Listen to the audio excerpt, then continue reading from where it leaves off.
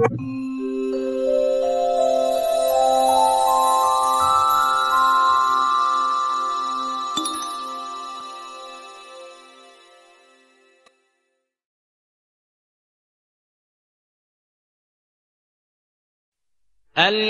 يئس الذين كفروا من دينكم فلا تخشوهم واخشون اليوم أكملت لكم دينكم وأتممت عليكم نعمتي ورضيت لكم الإسلام دينا.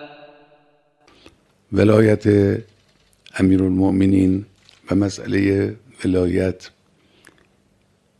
یک جا در قرآن در سوره مائده مایه یأس کفر، الیوم یأس الذین کفروا من دینکم، اون روزی که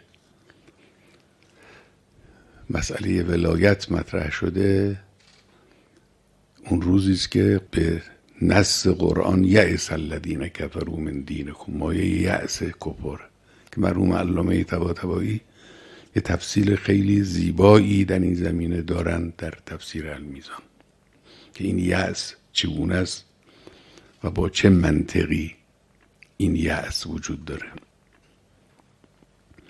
یک جا دیگه در همین سوره شریفه این آیه مبارکه است که و من یتولی الله و رسوله والذین آمنوا فان حزب الله هم الغالبون، که این الذین آمنو که در این آیه است، آیه قبلش آیه رکوع هست که و هم راکعون که در حال رکوع انفاق میکنن که مراد امیرالمؤمنین علیه السلام. این آمنوی تو این آیه هم اشاره به همونه، آیه بعد از اون آیه است.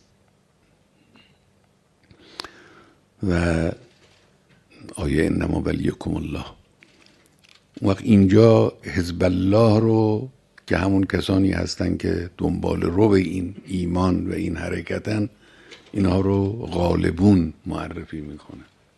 یعنی یک جا مسئله یأس کفاره، یک جا مسئله غلبه اهل حق. اینا زمینه های حرکت امت اسلامی و جامعه اسلامی و خصوص جامعه شیعه اینهاست که مایه غلبه و مایه یأس کفار و مایه توانایی و قدرت در اختیار ماست.